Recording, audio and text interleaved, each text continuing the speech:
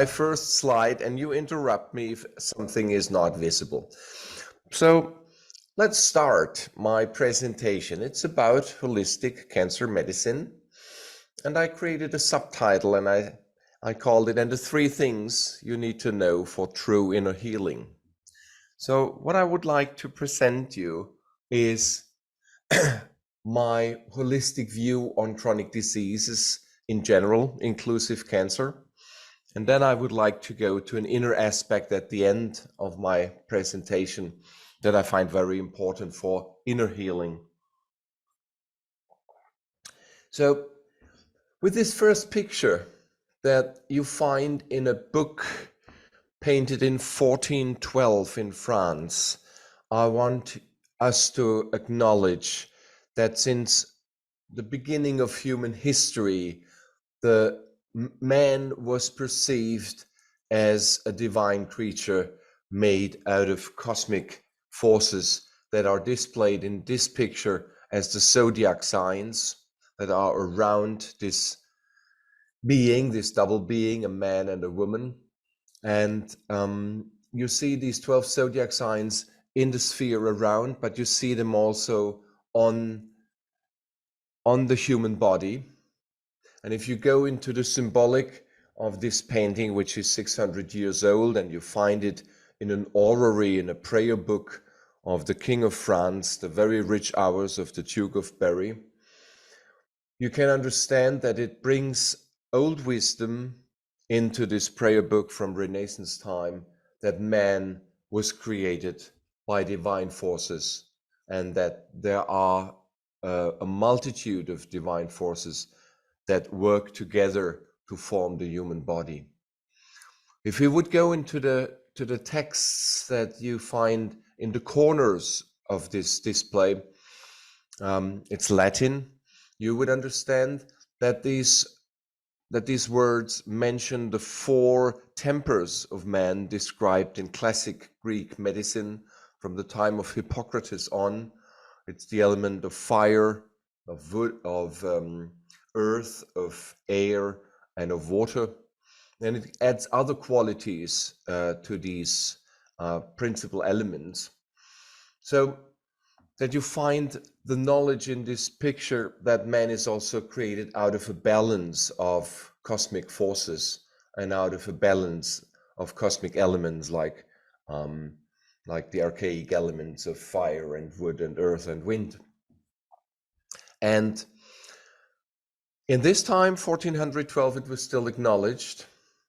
And this principle of balance and principle of man as a divine being created out of divine forces vanished in medicine history at the end of the 19th century to give place to a more materialistic and reductionistic understanding where diseases were more and more perceived as phenomena from cells.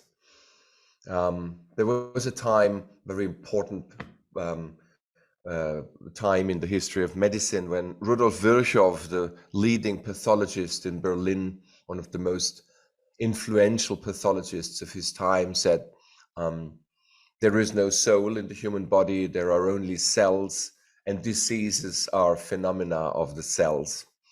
And that was the end of 19th century, when atomism and materialism and reductionism took over, and the medicine that we have today is a consequence of this atomistic, materialistic paradigm, which is not entirely wrong, but it picks, of course, a very special part of reality and forgets another part of reality. The holistic aspect is not acknowledged any longer.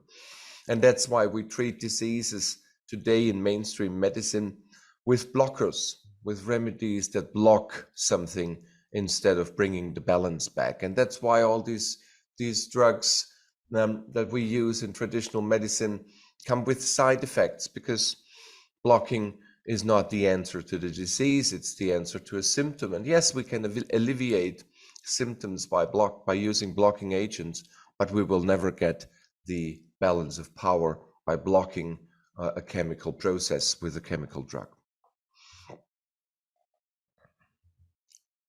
So now I try to, yeah. Next slide. Health can be understood as the balance of power between 12 vital forces. So in my next slide, I use this idea of 12 cosmic influential forces and use them to describe the balance of vitality. Instead of using symbols of zodiac signs, I try to understand, or I came to understand, that vitality is also a balance of 12 different factors. And for my presentation today, I can only give you an outline and touch these 12 chapters. And if you want to dive deeper into the details of these 12 health factors, you can read my book that I will present at the end of the presentation, Holistic Cancer Medicine. So let's just name these 12 factors and look at them, my 12 field factors for a vital body, a healthy terrain. And it starts with effective inflammation control, something I found extremely powerful and extremely important for the balance we call health, that we have enough but not more than enough inflammation in our body, that we can react with an inflammation when a disease occurs, that we take care of with inflammation, but that we also have the ability to call the inflammatory activities back and bring it back to normal, so that the body is not overstressed by inflammatory activities. The next area is what has to do with toxicity and the power to have a effective detoxification is definitely a very important field factor on my healthy terrain map. Nutritional abundance is the next one. So we need an abundance of about 90 different nutrients, the fatty acids, the amino acids, the vitamins, the minerals, the micronutrients, and they all need to be in balance. So again, what this map shows us is the field factors where we can go into the details to maintain balance and maintain the power, the balance of power. Because if we say balance in general, it is a very vague and big concept. As a medical doctor, I need to know in what corner do I need to help my patient to get back into balance. Is it the detoxification that I have to stimulate? Is it the silent inflammation that I have to calm down? Or are there some deficiencies that I have to work on with a certain diet to balance the field of nutrition? And the next quarter is the absence of water. I need an abundance of fresh water to give vitality to my cells, neither too much nor too little. I need to breathe and nourish my body with oxygen. I need to find the optimal oxygen levels in my tissues by breathing, but also by creating a terrain that is defined by the other factors that we look at. Otherwise, my body doesn't pick up enough oxygen. Microcirculation is extremely important to get oxygen to the optimal level. I need a proper gut flora. I need to care of this terrain inside my intestines that is composed out of more than 10 times more bacteria than my body is made of. And the interaction of these bacteria with my body, that is what is the microbiome. And we have ways to measure the microbiome today, and we have probiotics, and we have agents that ease the flow of energy and that ease the production of bacteria in my guts. So that's the microbiome aspect of the balance of power. And I definitely need to do something to have an effective stress management. We will go there in a little while, a little deeper, what it means to have an effective stress management. Stress was acknowledged as the #1 factor in modern societies that cause too early death. That's a quotation from the WHO. So we all live in a stressful environment, and we need to we need to work up effective stress management strategies in order to balance our life and our vitality. The next field factor is blood sugar and how our body produces insulin. I must not eat too much sweet food. I must not eat too much sugar in order to not produce more than insulin than necessary. High blood sugar, high insulin production, and the consequences of high insulin production, the insulin like growth factors together with an inadequate intake of sugar are drivers for cancerous diseases. So I need to have a careful eye on my diet and balance sugar and balance insulin. Of course, I need to have a smart immune system, the next field factor. And I say smart instead of powerful because this immune system needs to be smart to find the cells inside my body that I need to take care of, cancer cells that occur in every human body every day, a few thousand cancer cells. That is what modern science tells us. And a smart immune system must find these cells and take care of them.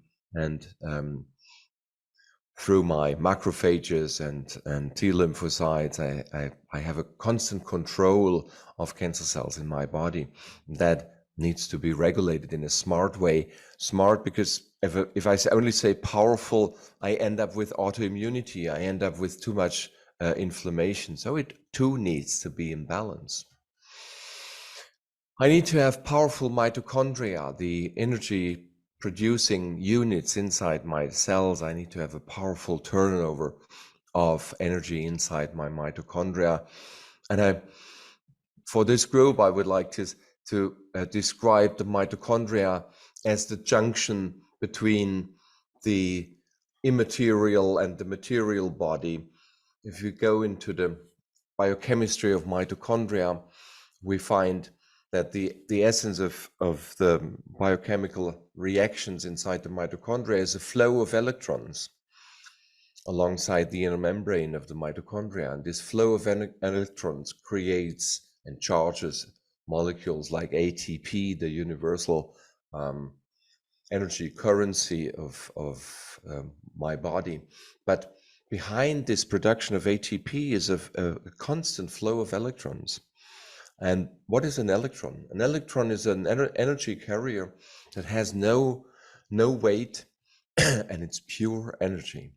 So isn't that the perfect analogy for the flow of prana or the flow of chi that we have used in traditional medicinal systems for thousands of years to describe as the essence of the flow of life? And here, with modern science, with modern biology, we find a part in our body, and it's in every cell, and we have up to 1,000 mitochondria in every cell. Altogether, the mass of mitochondria in my body equals the mass of my brain. It's about 2 kilograms. And inside these mitochondria produce as much ATP as my body weight a day. So a man like me produces 80 kilograms of ATP every day to use it for biochemical activity and to also burn it down again. And imagine behind this production is a constant flow of electrons, immaterial energy. And for me, that is the tangible junction between the flow of chi and modern biology inside the mitochondria. So the next field factor is alkalinity and acidity imbalance. That is what my body does with hydrogen. H+ is the chemical definition of hydrogen, and how this hydrogen atom and the hydroxyl atom on the other side, or the hydroxyl molecule on the other side, is in balance. That's about the art of balancing the body between alkalinity and acidity. And neither the one nor the other, neither alkalinity nor acidity is good in itself. The balance is what brings us health. And the last field factor that I mentioned on this map is infection defense. It's a part of the immune system. It's a part of inflammation control, but I give it an own field bubble here in my 12-fold picture because it's so important the way we deal with microbes, with viruses, with bacteria, with fungi, with microorganisms, deserves our attention in a known field factor. So these 12 may be in balance, and Dr. Henning, yes. I have just one curious question, because this is about this picture we are looking at. The left and right side, we know that there is positive, negative, angel and devil kind of thing. Chinese use this, but there are two animals, one behind the neck, one on the head, and one more person who is pouring the water. So can you tell us the importance of this thing? Because I am very curious to know about understand it. Yeah. This is from this picture, the anatomic man. Let's go back to it. That you find in the prayer book of the Duke of Berry, was a king of France in the 15th century, and it's a little bit of an enigma. How comes that these zodiac signs are displayed in this way on the human body? And if you ask this question, this is my answer, and it would guide us very, very deep into spiritual anatomy. What you can find in the history of the zodiac signs is that every zodiac sign represents a divine aspect of God's universe. It's one direction around us. It's this circle of stars that you find along the ecliptic, the way of the sun through the universe. And this ecliptic is divided into 12 fields where the stars represent a certain aspect of the divine cosmic power. And from early Egyptian history on, these symbols were used to describe a certain aspect of this zodiac background in the universe. And so we have, and we all know these zodiac signs. Yeah, they are called Pisces and Aquarius and Scorpio and Libra, etc., and Cancer and Gemini and Taurus. And in this display, and there are more than this. I have an entire book on paintings like this. So there are more examples in the literature than this. They're all from late Middle Age, early Renaissance time. The painter discloses a secret that these 12 zodiac signs have an importance for a certain part of the body. So you see Cancer is right on the upper part of the chest, and then the lion comes in the heart region. Libra is in the lower part of the abdomen, and Scorpio is where the genitals are. And this figure that pours out water is Aquarius. And it is given the part of the body that is our lower legs, and then Pisces is what the man stands on. It's connected to the feet. I interpreted it in the following way. Each part of the human body has a cosmic patron, a cosmic power center that is symbolized by these 12 zodiac signs to display that these zodiac signs forces, or God through these zodiac signs forces, created man, and that they have a correlation to a part of the human body. You can also find in Christian symbolism that every zodiac sign represents an angelic being, a cherubim being, which is a part of God in a 12-fold symmetry, 12 cherubim, angelic beings being around God the Father, and these 12 zodiac signs represent the 12-fold angelic choir of angelic beings. So that's Amazing. quite a deep story. Yeah. So cancer as a disease, and now as I have told you the field factors, cancer as a disease is caused by a deep change in the biological conditions of the entire organism and its biofield. This is my hypothesis. It doesn't come from the nucleus of a cell, it comes from an unstable, out of balance terrain. And these terrain factors do two things. They damage the cell's energy system in the mitochondria, and they block the body's natural immunity against cells. Now, let's once again understand these 12 field factors in their unhealthy way, why they do this energy blocking and immune defense blocking. So again, the picture from the beautiful book of the King of France from 1400, to introduce that this cosmic being that we are is also connected to the sphere of feelings and emotions, and that these feelings and emotions have to do with our immune system is the very essence of the field called Psychoneuroimmunology. I bring this quotation from Christian Schubert, who is a professor at University of Innsbruck in Austria at the Institute of Psychoneuroimmunology, to display that there is a deep connection between our immune system and the world of feelings and thoughts and mental aspects. He literally brings this phrase in a textbook with hundreds of scientific studies to prove it. There is no difference between our feelings and our immune system. And the very moment I think a certain thought or a certain feeling goes through my mind, my brain produces certain chemicals that interact with my immune system in one or the other way. If I think happy thoughts, I produce neurotransmitters in my brain that stimulate my immune system. And if I think worrisome thoughts and stressful thoughts, I produce chemical agents that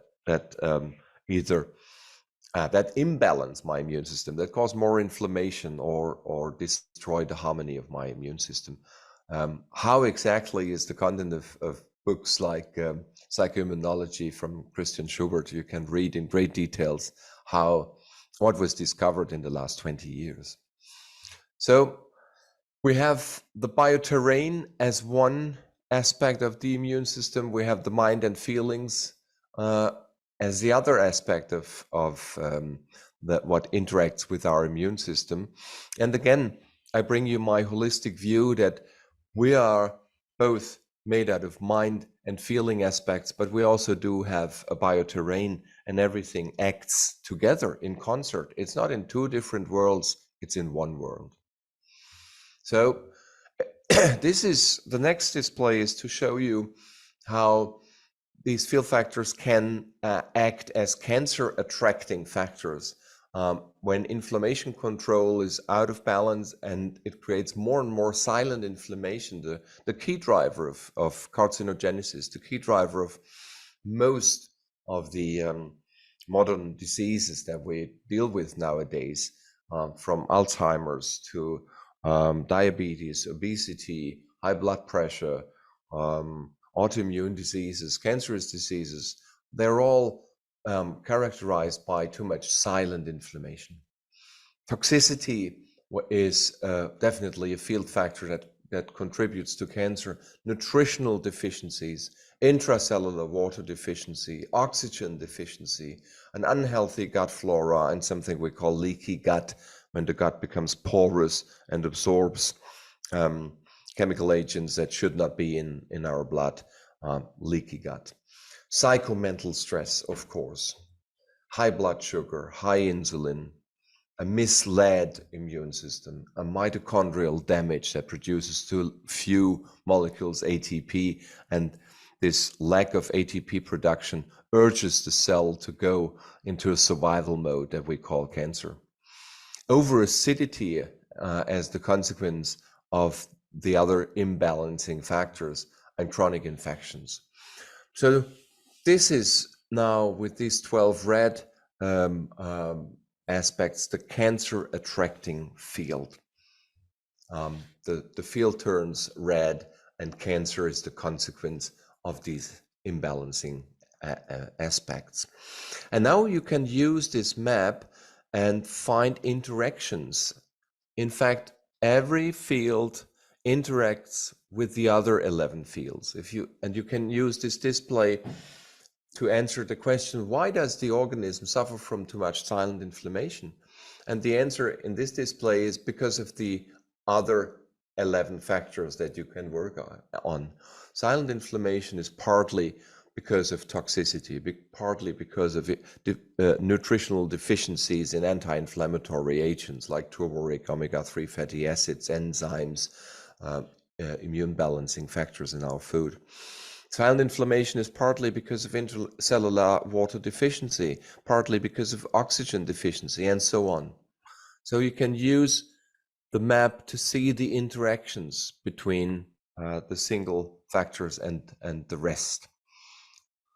If somebody has weak mitochondria in a modern laboratory, you can measure the mitochondrial activity and power with a blood test. And if the result is, oh, the mitochondrial power is too low in this patient, maybe a patient with chronic fatigue syndrome or muscular weakness or depressed state of mind, it needn't be cancer all the time. And you have a confirmation from a lab test that this patient suffers from mitochondrial damage. What can you do? Well, use the field map and start with studying the other aspects. Maybe the patient has a toxicity issue. Maybe the patient has an unhealthy gut flora. Maybe the patient breathes too shallowly and has too little oxygen in his tissues. So it's an interactive field that can inspire us to find the spots of deficiency, the spots of the contributing factors to the disease. And it's never only one, it's a multitude of factors. So that's why a blocking agent will not help us out to cure the patient. The blocking agent will always only help us to alleviate the symptoms. We need to balance. So if we want to turn it around again, we want to create a healthy terrain, we have to move forward and answer silent inflammation with a better effective inflammation control. We need to switch on the detoxification pathways. We need to find the gaps for the nutritional deficiencies and feed the body with the right diet. We need to teach the patient to breathe more deeply in order to get the oxygen more deeply into the body, to feed the mitochondria, to produce enough energy. We need to take care of the microbiome, the stress management. We need to introduce stress management strategies like yoga and meditation and mindfulness thinking.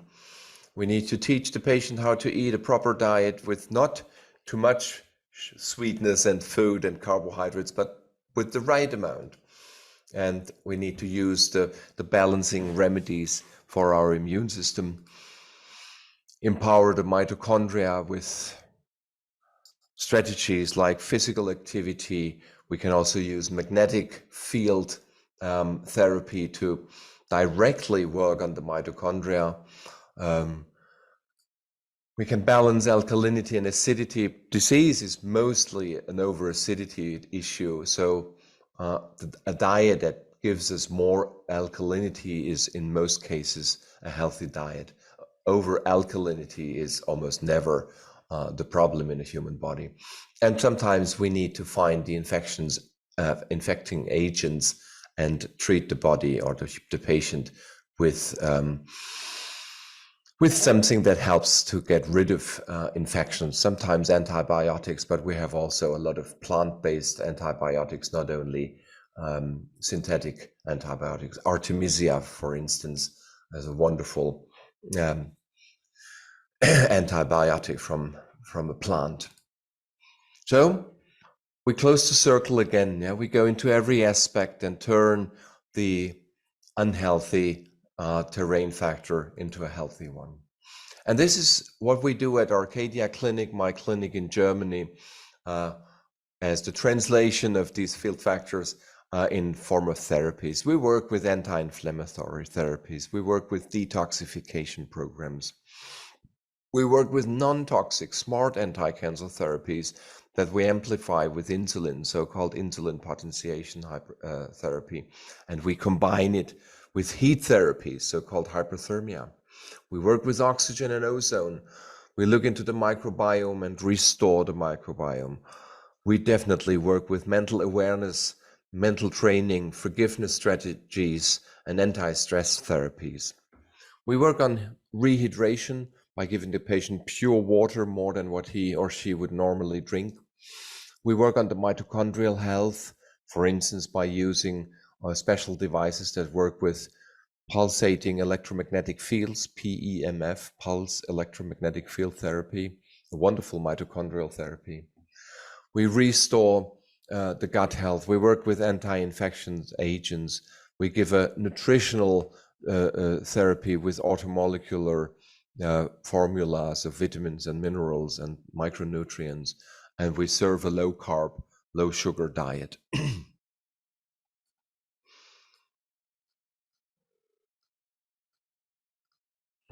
Interesting enough, my power goes into the other direction.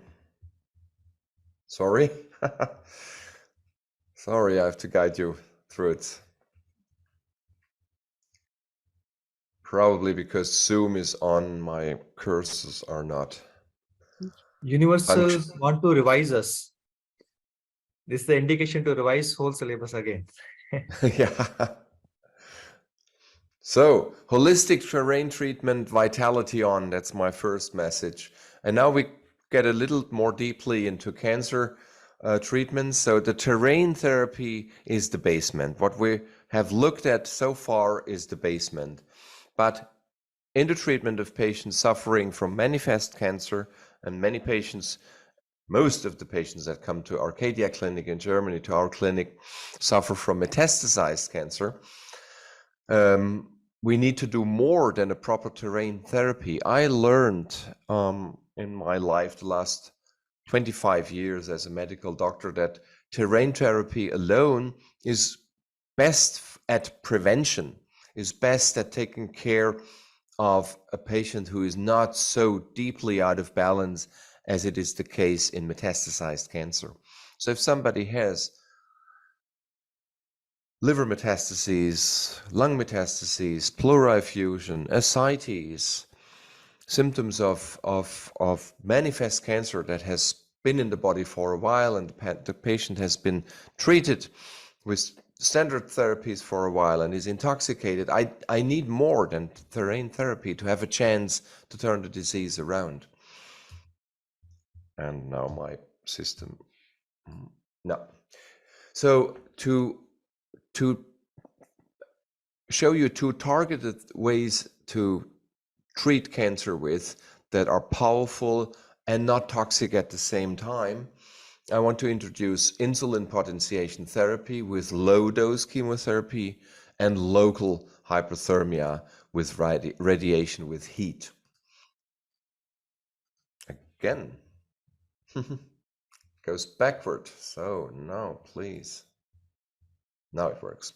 So these therapies is what I call smart anti-cancer treatments. They work without causing too much harm to the healthy part of the body and its immune system.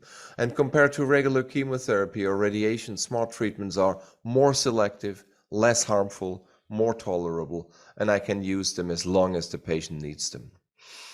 So with the terrain therapies as the basement, with local radio wave hypothermia as a soft kind of radiation, and with insulin potentiated low-dose chemotherapy, I can work on the aim of restoring health again, which is the headline here in this temple-like scenario. Terrain therapies, two pillars of non-harmful targeted therapies, and health at the top.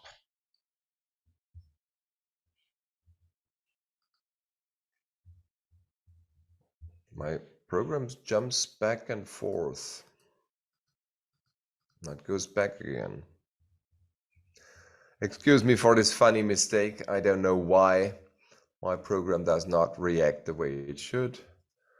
Sometimes I press the cursor and it goes backwards. It wants us to repeat this flow of pictures. Let's see if it works now. Yeah, it does. So again, Dr. Henning, I just want to compliment one thing, that this is one of the best PPT I have ever seen. Thank you very much. Thank you very much, Dr. Sandeep. So, smart anti-cancer therapies with low-dose chemotherapy was invented in the 1930s by a Mexican doctor called Dr. Garcia Perez. And he used insulin to amplify the power of an antibiotic that he had at his time to treat patients with syphilis. In the 1930s, syphilis was a big problem, and antibiotics were not really developed to a level where they were very efficient. So the first antibiotic, salvarsan, was used to treat syphilis, but it didn't work all the time. And Dr. Garcia Perez found out if he combines it with insulin, it becomes much more powerful, and he could cure patients with syphilis with a combination of an antibiotic and insulin.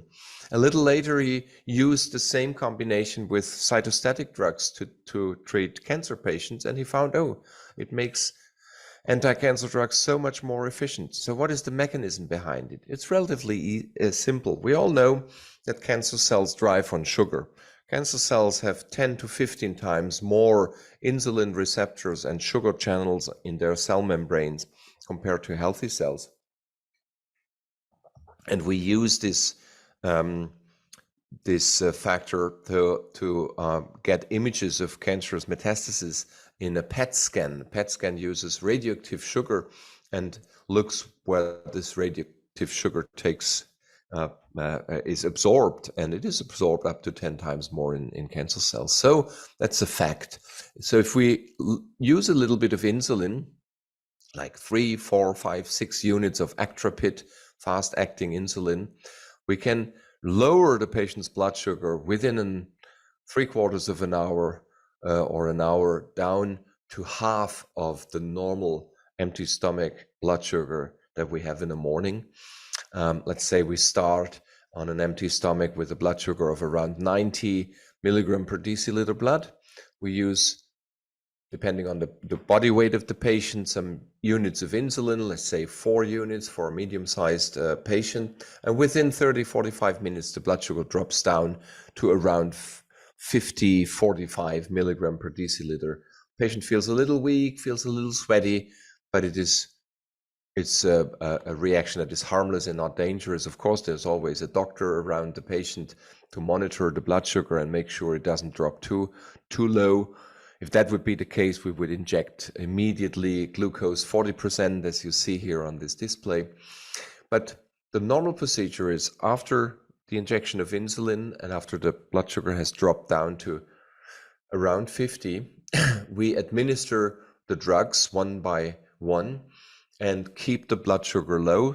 Very often we need to inject another unit or 2 or 3 to keep the blood sugar down at around 50. And we treat with a series of infusion agents, for instance, curcumin.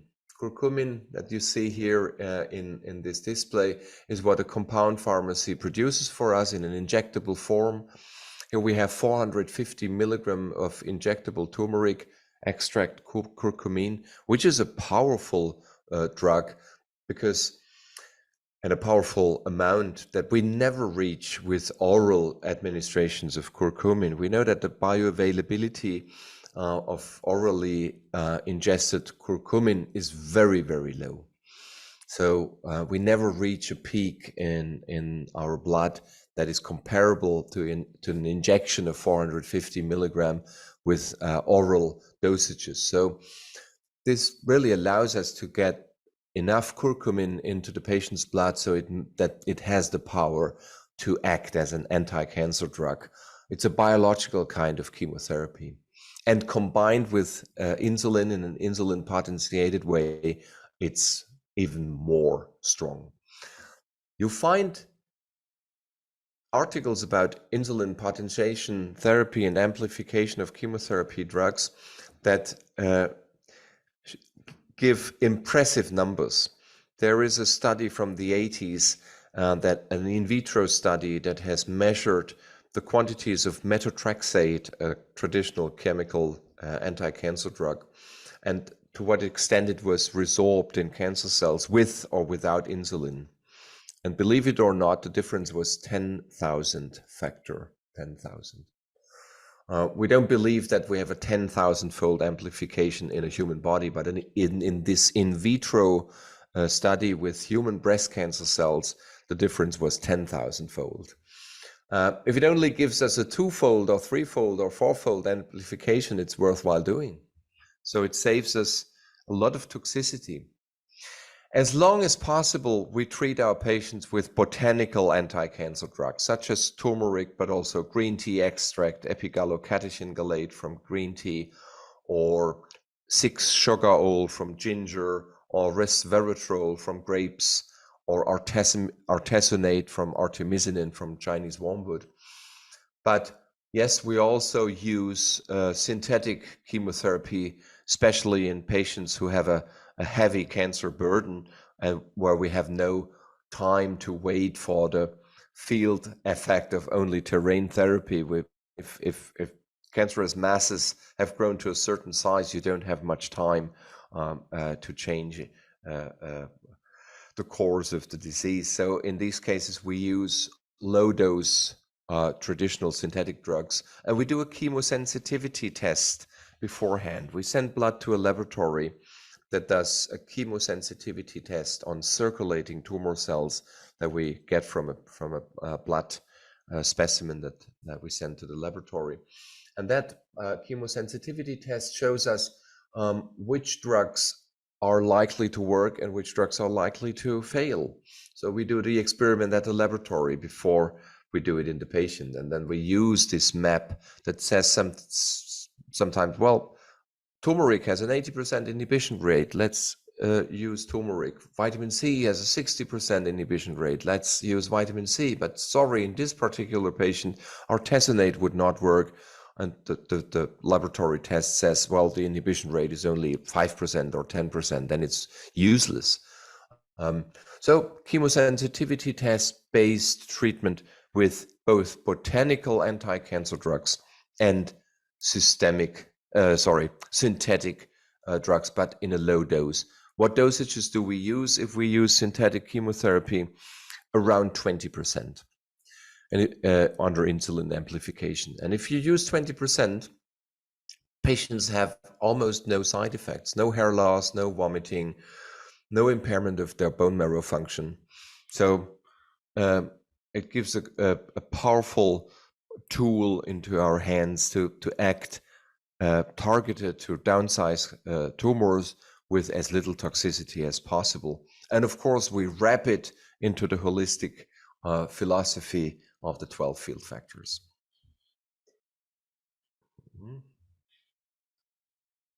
Again, it jumps backward.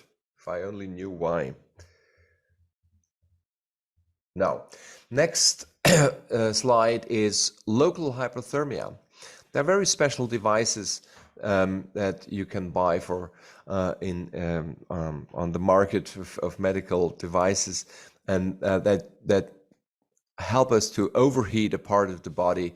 This is a hyperthermia device from an Italian company called Andromedic, and it's a very powerful tool. It uses up to 600 watt to create a radio frequency field. The frequency is 13.56 megahertz that we apply with the 2 antennas on each side of the body.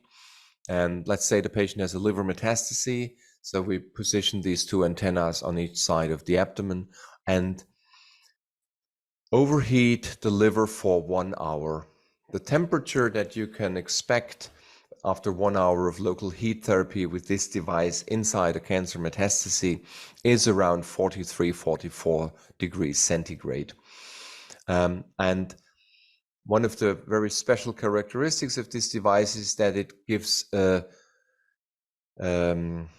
specific overheating of cancerous spots, cancerous metastases, without overheating the rest. How is that possible? Physicists found out that cancer cells have a different absorption maximum for physical frequencies compared to healthy cells. And that absorption maximum is in this range of between 10 and 20 megahertz.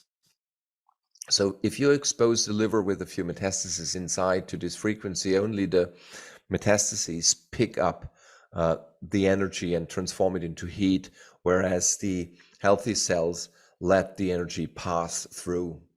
So you overheat the tumor without overheating the rest of the liver. 44 centigrade overheating of the entire liver would be dangerous. That would coagulate proteins and do a lot of damage. But if you have a selective overheating, if only cancer cells go into resonance and transform the energy into heat, you have the damage only in cancer cells, and that is what we want. And it gives us a good synergy effect together with everything else. It is in itself not strong enough to do the entire work to kill cancer as a standalone therapy. That would be the dream, but sorry, that's not what you see in the real world. You cannot cure cancer with local hypothermia alone, but you find many, many articles in the scientific literature today that show you that hypothermia, local hypothermia, is one of the best add-ons you can use to make everything better that you use parallel to it. Infusions, radiation, anti-cancer drugs in one or the other way.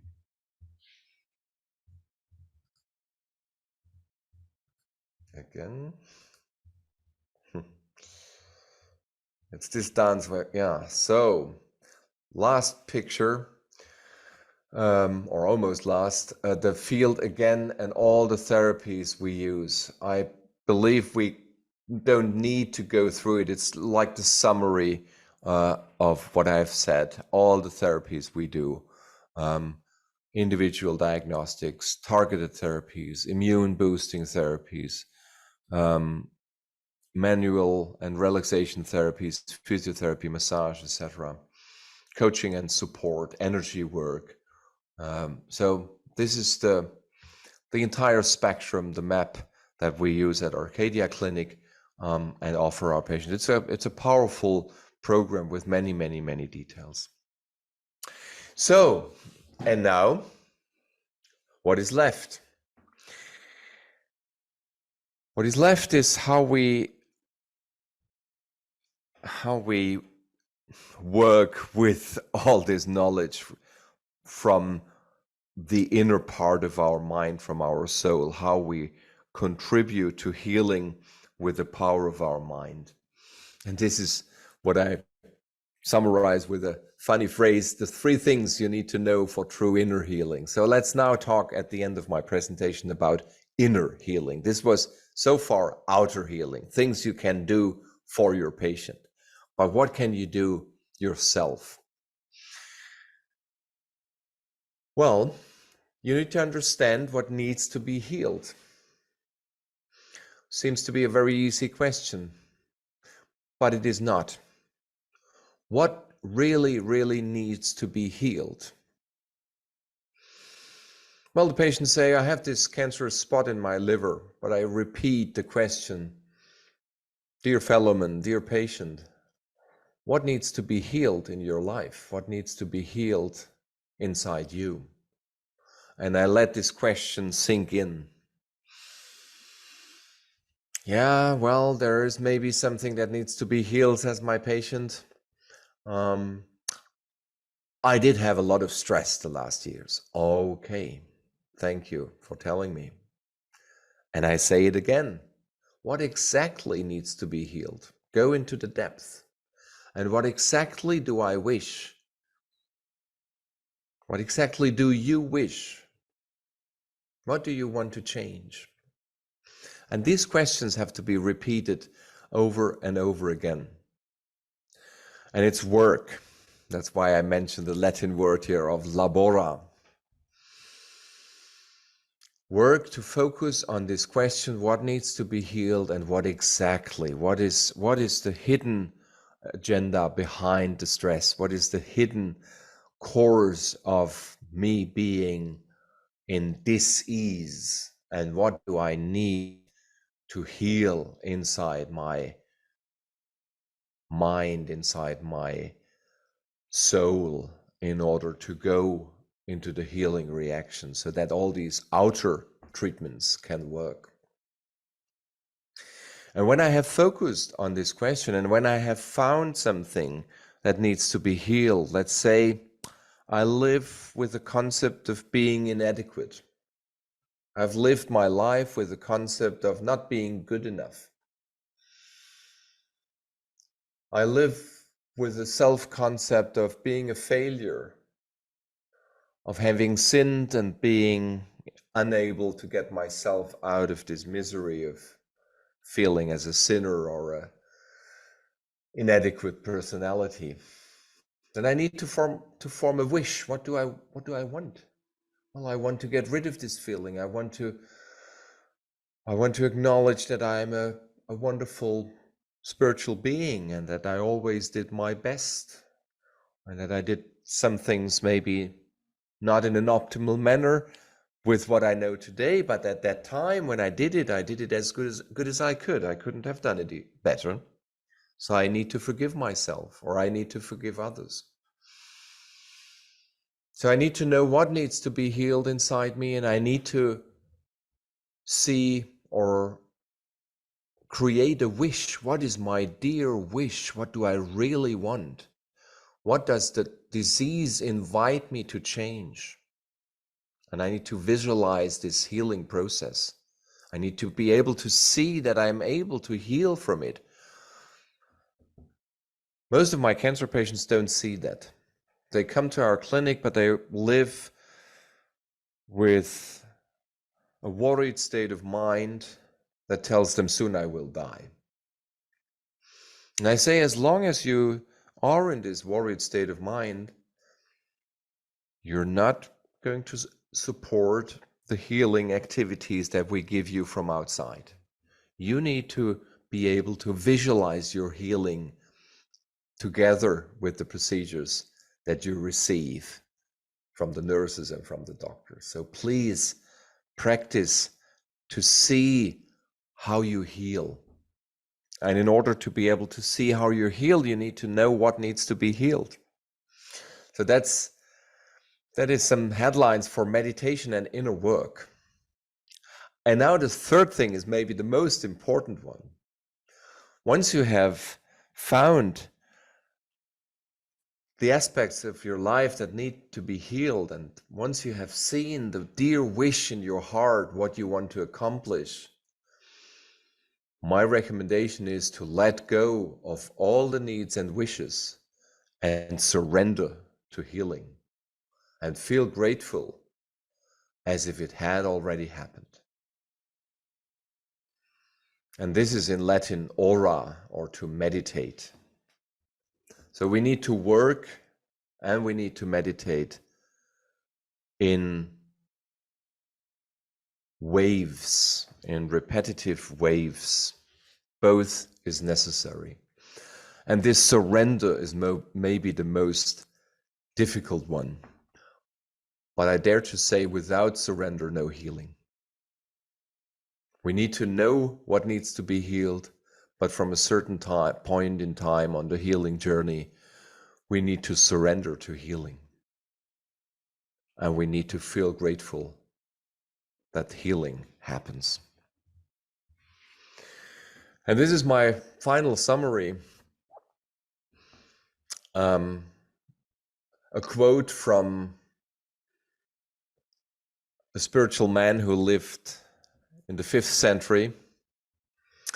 And the short version is ora et labora, pray and work.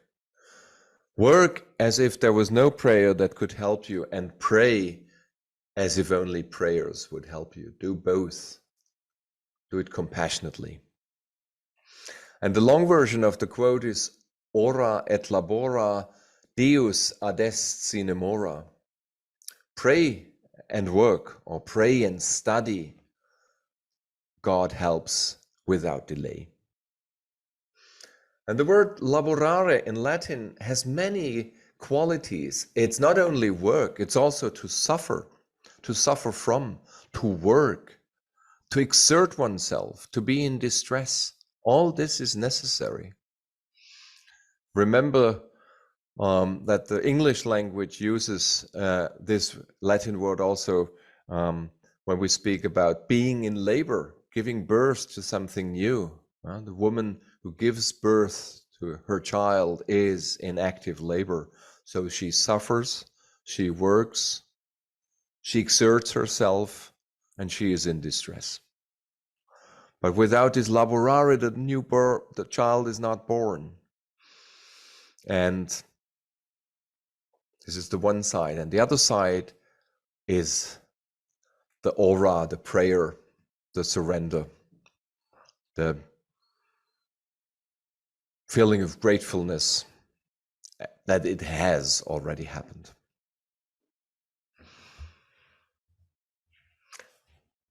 And these are my books. To the left, you see the German version. Krebs in German is cancer. And to the right, you see the English version, Holistic Cancer Medicine, that is now published in both Chelsea Green Publisher in the United States and also in London. And you can order it from everywhere. I hope you can order it in India too. Integrative Strategies for a New Approach to Health and Healing. And what I showed you as my 12-fold display is the centerfold in this book. And on 300 pages, you find all the details that I summarized from hundreds of books to describe the biochemistry of alkalinity, acidity, inflammation, oxygen, mitochondrial health, and very many practical ideas on how to translate that into your everyday practice. Thank you.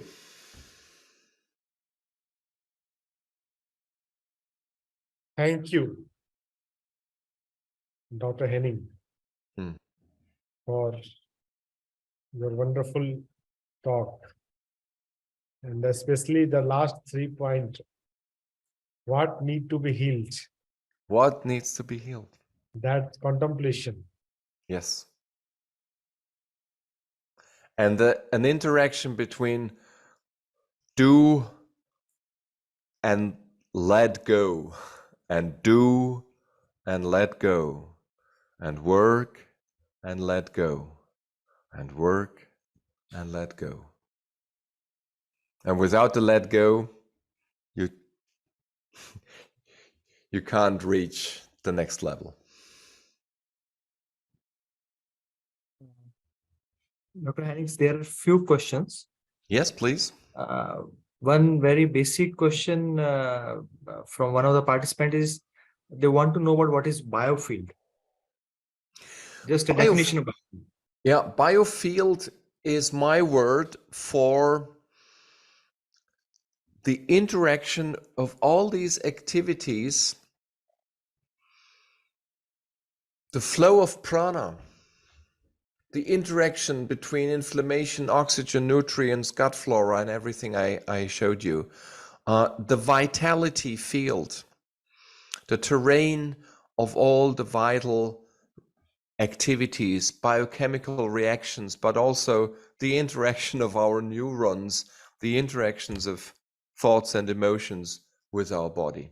That's vital field or biofield. It's just another word. Bios is Greek and means life, and vita is life and is Latin.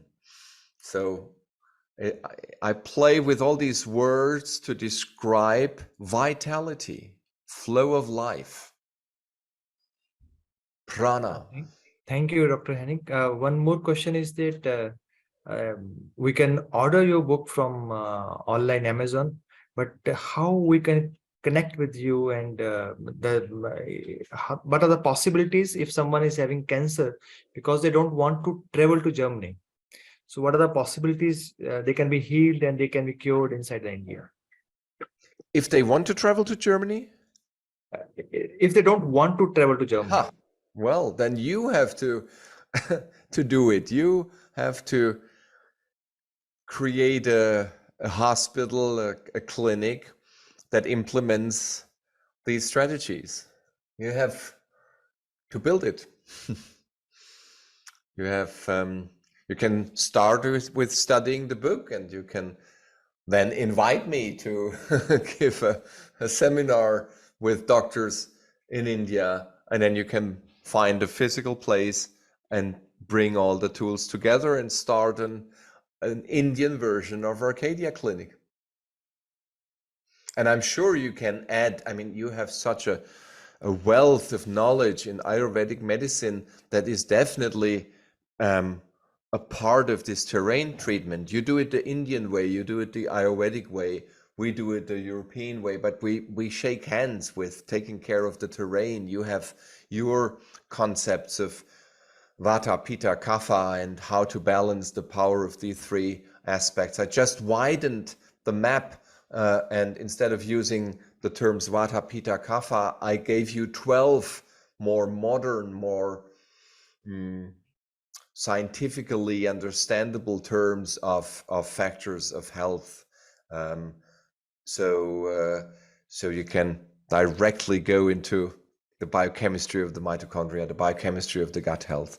But in essence, it's the same concept of being in balance that you use in Ayurvedic medicine too.